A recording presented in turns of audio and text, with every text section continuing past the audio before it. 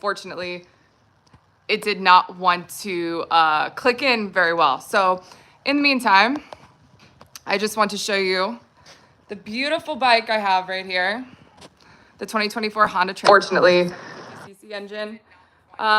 Again, sorry for the delay for people just popping in. If everyone can hear me, that would be great. If somebody wants to give me a thumbs up in comments. Fortunately, cc engine. Again, sorry for the delay. Okay, cool. Thanks, Ben.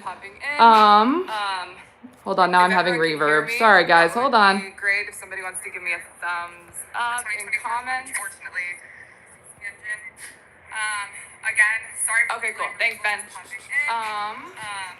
Hold on, now I'm having reverb. Sorry, guys, hold on. Great if somebody wants to give me a thumbs. All right, I'm not really sure what. There's an echo right now, so give me just a minute, guys. I'm gonna try and set this up again. Okay, cool. Thanks, Ben.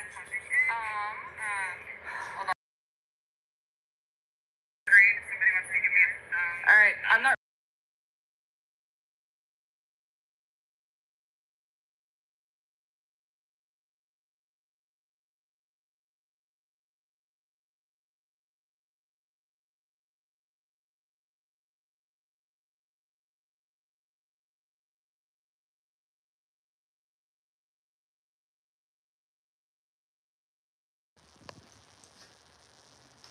Okay.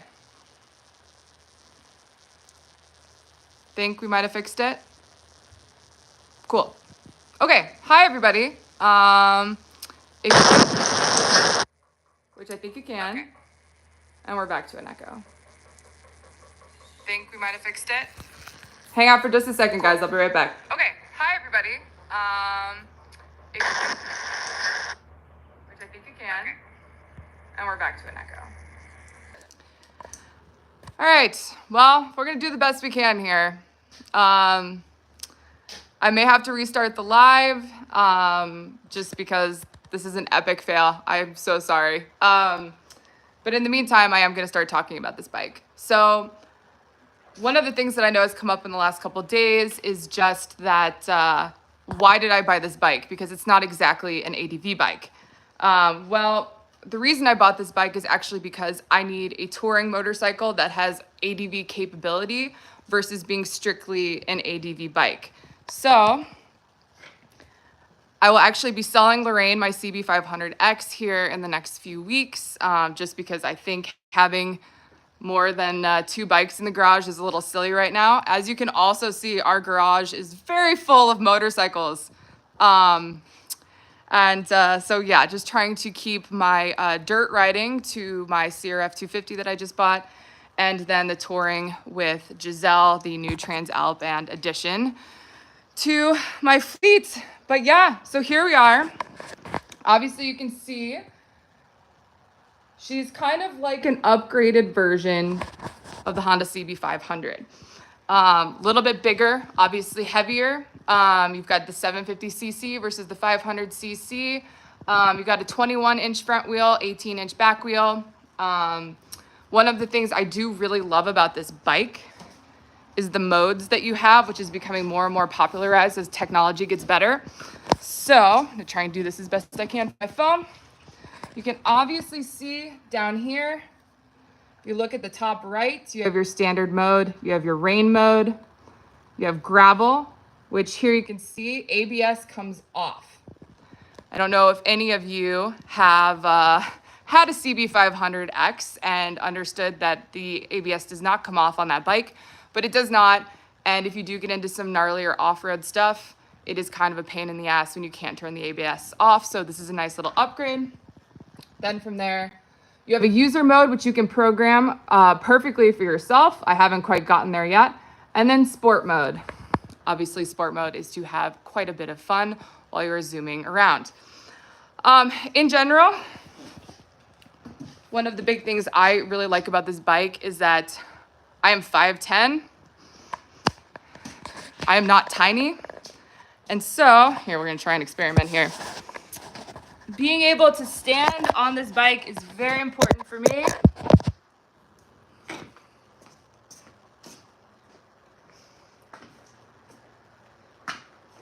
You can obviously see I fit very well on this bike. It's a lot more comfortable than my CB. You have a lot bigger body of a tank here, bigger gas tank. I believe it's just under 5 gallons. Standing is a lot easier. Obviously, foot pegs are going to get exchanged because I think all the factory foot pegs are pretty iffy. I'm a huge fan of pivot pegs. But yeah, I mean, in general, as long as you have something that can grip a boot that is wet or muddy, that's all that matters. Let's talk about some of the things that everybody hates about this bike, though. So obviously, low exhaust is something I've been hearing quite a bit about. And while I understand the complaint with the low exhaust for so many reasons with adventure riding, for me, as far as touring goes, having a low exhaust is actually really, really important because I have so much luggage that I usually have on the back of the bike because I'm used to living off of my motorcycle. So being able to have a nice handy spot here where it's not going to burn the shit out of my luggage is great. The other piece here is this. Now, this is a weak spot that I know many of us have talked about. It is not ideal for off-road riding to have everything be so bare, but that's what skid plates are for. And as far as I'm concerned, a lot of these weaker spots are things that you can armor up and protect. We'll see what happens though. Again, this is not going to be a bike I am taking to Moab and running through rocks. This is a bike I'm going to be touring around North America, South America, and many other places on in the future. I'm a videographer and an ADV rider. I have a nice dirt bike to go do the gnarlier stuff, and this bike is purely for road, gravel, and the occasional jaunt into the woods. As far as cruise control goes, I think I saw a question about cruise control. There is no cruise control on here. Cruise control is not something that I have ever been a huge fan of when it comes to motorcycles. I know a lot of people like it for longer rides. My personal opinion is just that when you are doing extensive amounts of riding, you need to be as present as possible. And that means knowing where your hand is on the throttle at all times. Obviously, there are circumstances that can negate that, but I do think it is important to make sure that you're paying attention to everything. And sometimes cruise control can take away from that. All right, what else do we got here? If anyone else has questions, please feel free to ask. I'm just scrolling through real quick, everybody, to double check here. What else do we got? How much of anything? Also, a big congrats to my buddy Ben. He bought one of these yesterday. I'm sure most of you watched the video by now. Also, congrats to Ian, Big Rock Moto, same thing. He also got one of these lovely beauties yesterday, so it'll be fun to watch. Right now, I'm taking the seat off, if I can do it one-handed. Oh, look at that. The nice thing you have in here is a nice little kit. It's your little tool kit. Honda does a great job making sure you have everything you need, as always. Seat is very easy to get on and off. I will be getting a custom seat done, probably from Sargent's Seat, at some point in the near future, just because doing a lot of these longer touring rides that I do, the stock seat is just not going to cut it. And, oh, sorry, Ben's correcting me. Honda does not do a great job with toolkits, but this one is an exception in my experience. Okay, noted. The toolkit that came with my CB, I actually did think was pretty good. I will say that, Ben. But yeah, very excited about this one. The rest of the build, though, we're going to talk through that. I know there's a couple questions about what is available. There are a few options at the moment. I am going to be putting a full Outback MotorTech kit on this bike.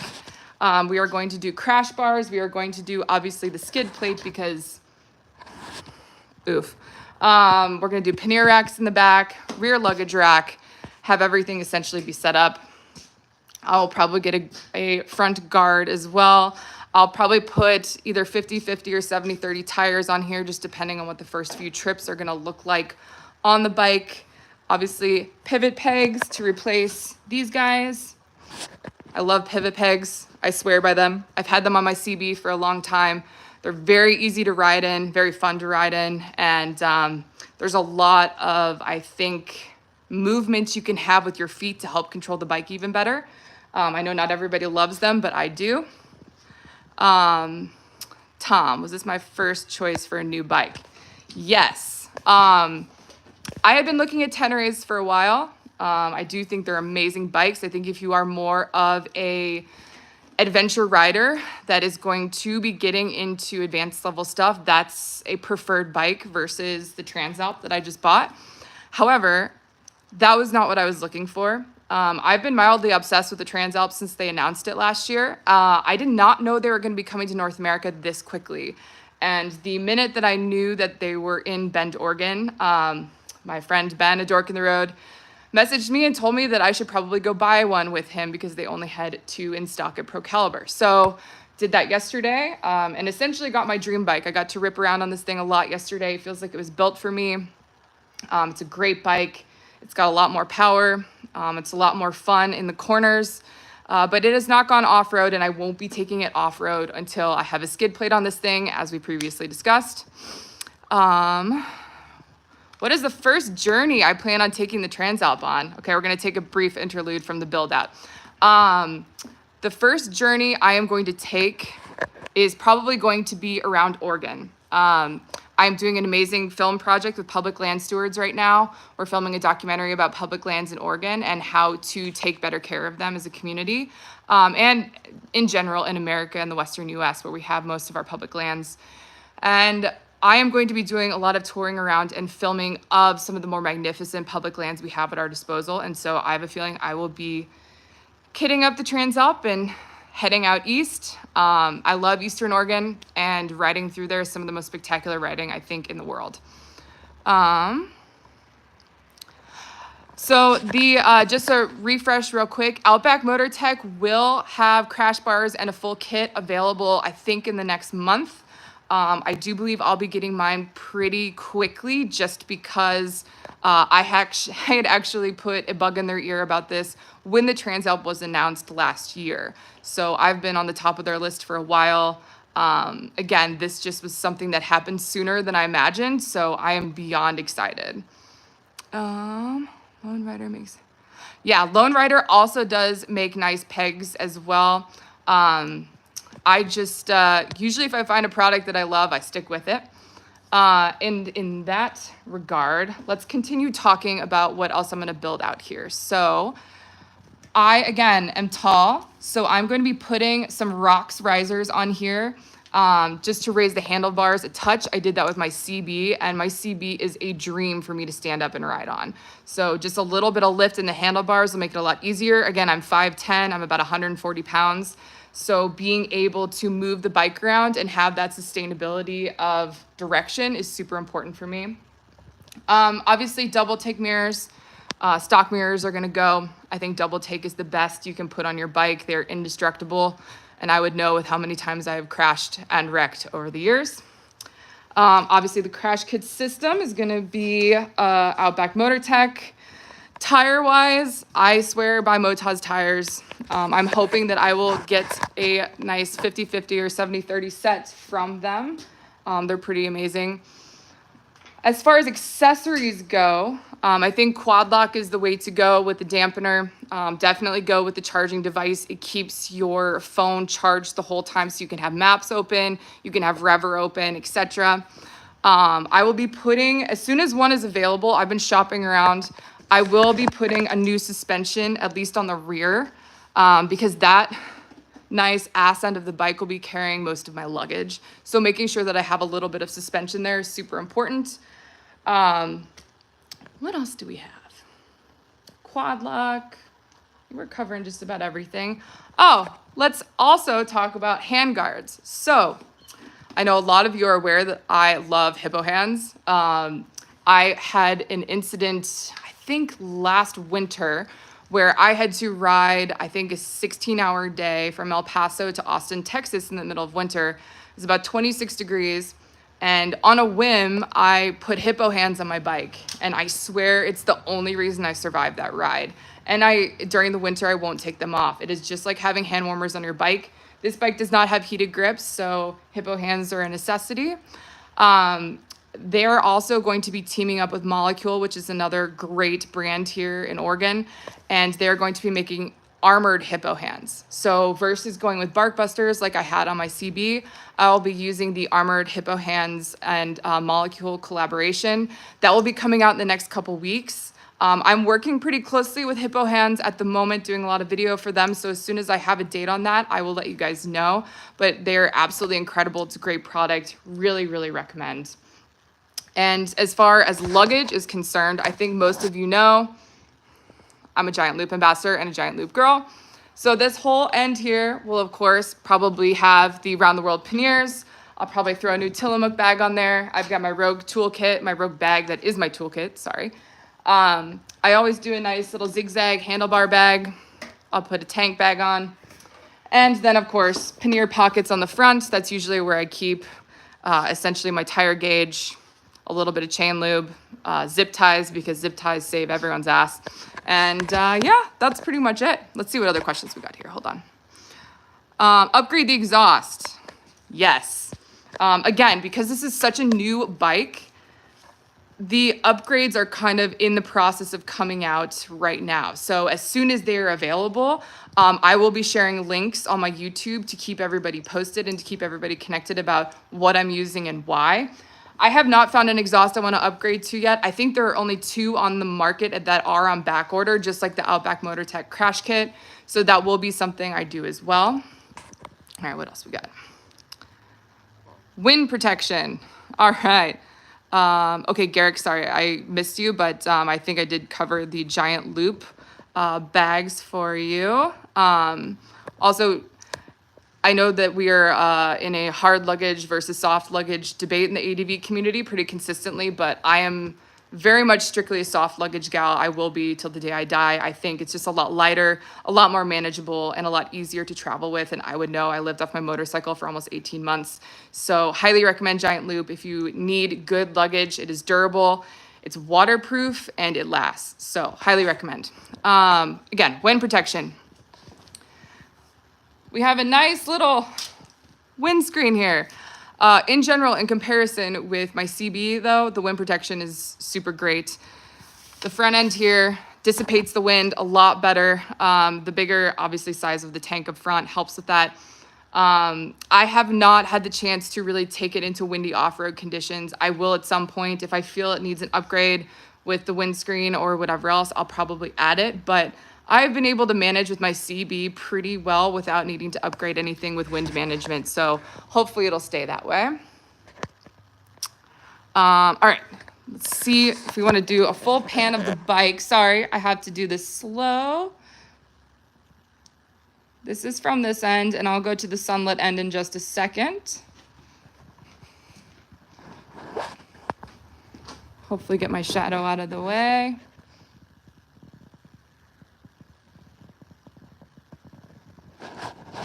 All right.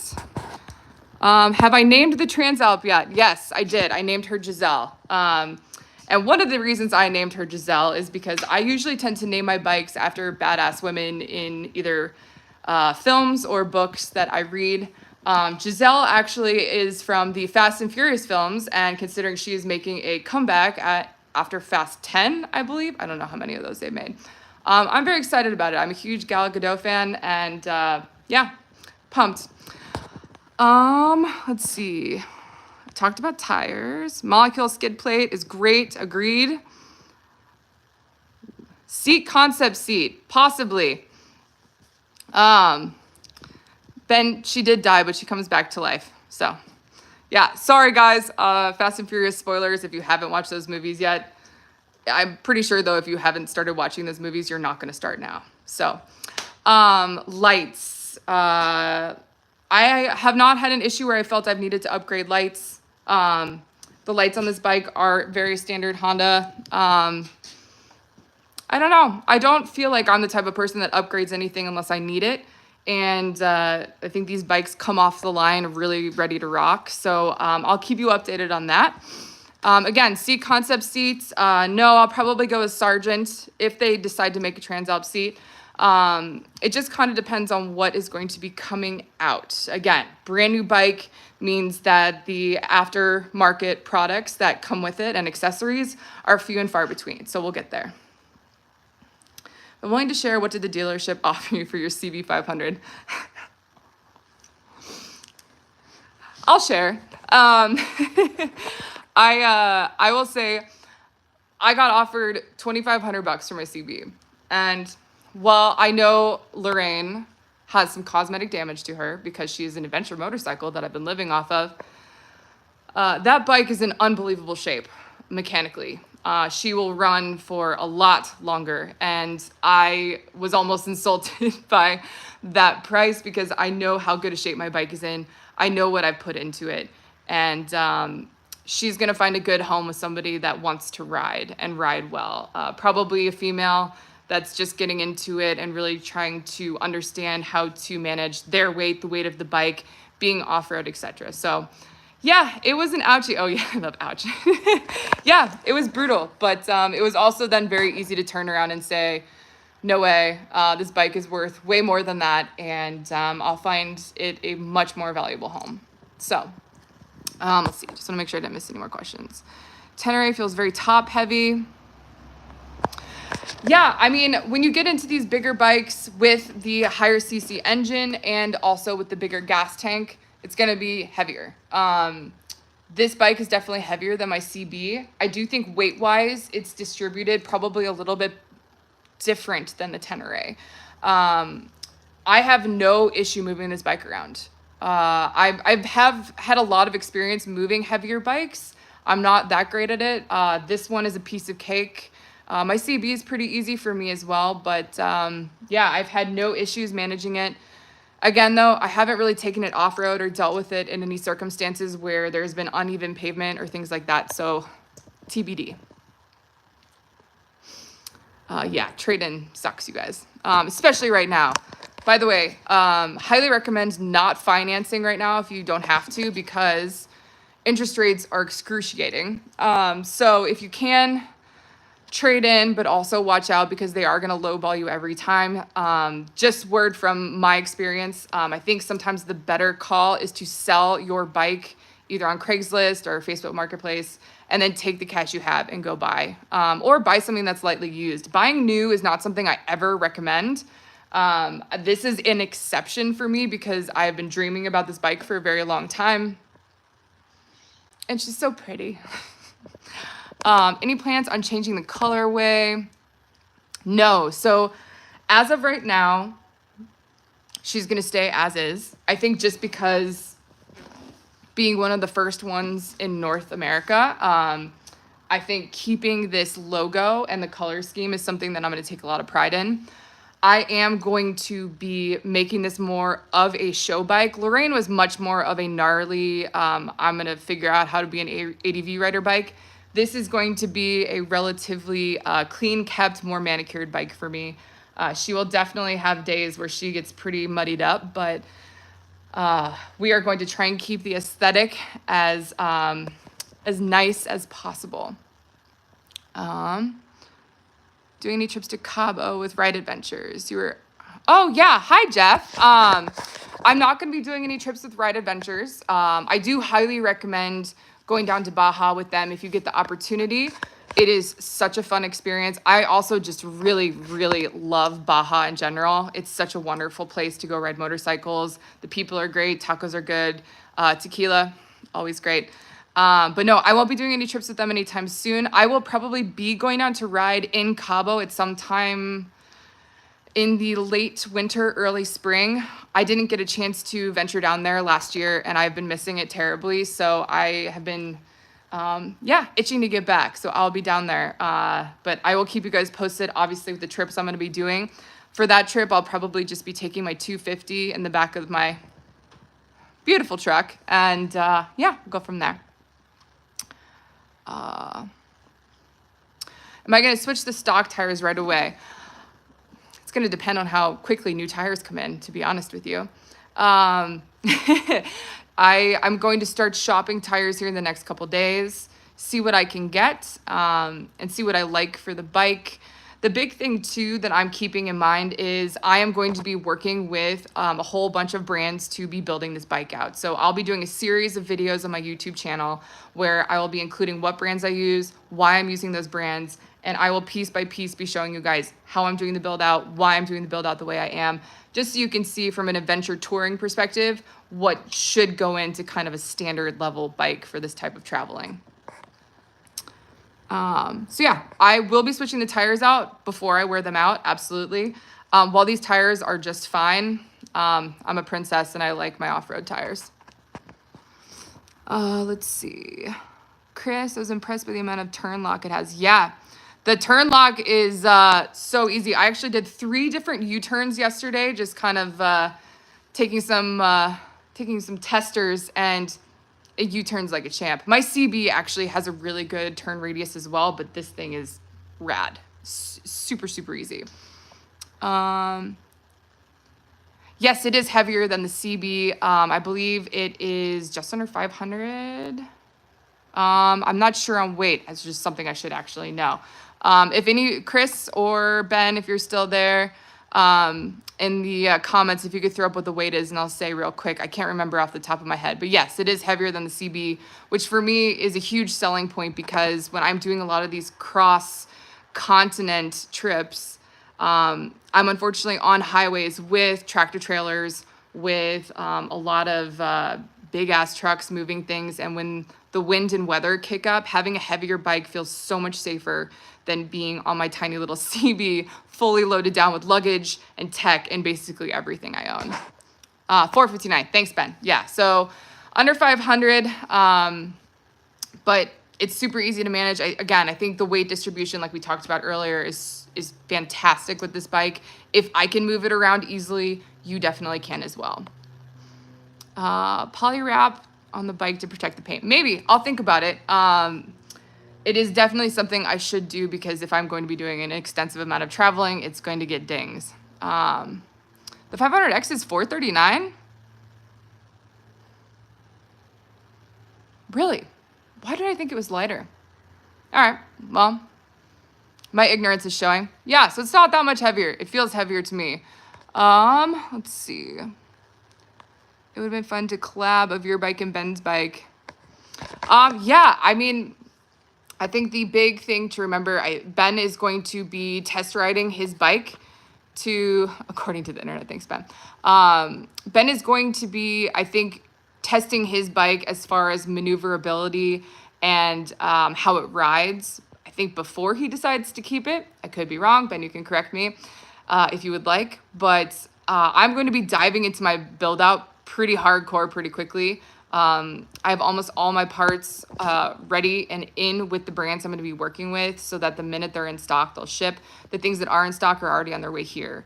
And I will be doing that whole build out in my garage, as well as in one of my best guy friends is my mechanic as well. So we will be over in his garage doing a build out, because he has way more tools than I do.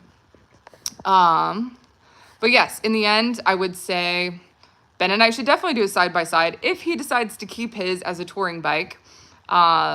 Like we have both kind of said earlier, you know, our buddy Trav, who's Explorer Adventure Moto, love you Trav, he got into a wreck a few weeks ago, and he's been on an Africa Twin. It's a heavier bike, doing a lot of off-road stuff. And I think sometimes with a heavier bike comes heavier consequences, meaning worse injuries when you're doing off-road. I'm 35 years old. I'm not interested in getting hurt. That's actually one of the reasons why I bought my amazing little 250X a few months ago. And as a result, I just kind of divided that aspect of my life, where it's going to be dirt and dual sport and then touring in mild ADV. So from there, we'll see what happens. But yeah, Ben built his out. We'll do a side-by-side for sure. Anybody have any other questions before we kind of wrap up here? But yeah, this is Giselle. She's the newest addition to the fleet. Super excited about this bike. Again, I will be doing the build out for my garage. I will be videoing everything just to show you piece by piece what is going to go into my touring bike. This is going to be such a fun project for me throughout the winter. And then come spring, we'll have many more adventures for you. So In the meantime, everybody, thanks for being here. Love you guys. Please follow me. Obviously, if you're watching this video, if you don't already, please subscribe to my channel. Now that I am back in Oregon, I'm going to be doing a lot more local content here. How long before everyone calls it Gizzy? Probably soon. But yes, if you don't already, please like and subscribe my page. If you don't follow me on Instagram, that is more of my day-to-day antics. Please follow me there. I'm the Graceful Renegade there as well. If you don't follow Ben, I'm sure most of you do, but if you don't, he's a dork in the road. Please follow him. Our third member of Team Transalp is Ian Big Rock Moto. He's a wonderful dude that does great bike reviews. Give him a follow too. And yeah, in the meantime, let's just make sure there's not more questions and then we'll get out of here. What's the meaning behind the name of the bike, Biker Dad? I explained it a little bit earlier, but essentially I name my bikes after badass women, and Giselle comes from one of the Fast and Furious movies. I guess, spoiler alert, she died in I think the 4th or 5th one and now has been brought back from the dead in the 10th one. So yeah, that's where she got her name. I'm the reason you do foolish off-road things. Good. Live your life. Have some fun. That's what it's all about. Ryan, how many Hondas are too many? Well, we have 6 in our garage, Ryan. So this is Ryan, my roommate, everybody. We have 6 Hondas in the garage right now. It's probably getting close. All right. All right, everybody. Thank you for being here. If there's no more questions real quick, I'm going to get out of here. But again, please tune into the channel. Giselle and I are going to be doing a kick-ass build together for the next couple of months. I'm so excited to share this with you. If you have any other questions, please feel free to reach out to me directly. I'll be putting up a post here just to get out the word about the Transalp and also to see if anybody has any direct questions. But anyway, thank you guys. Live wild, ride free. I'll talk to you soon.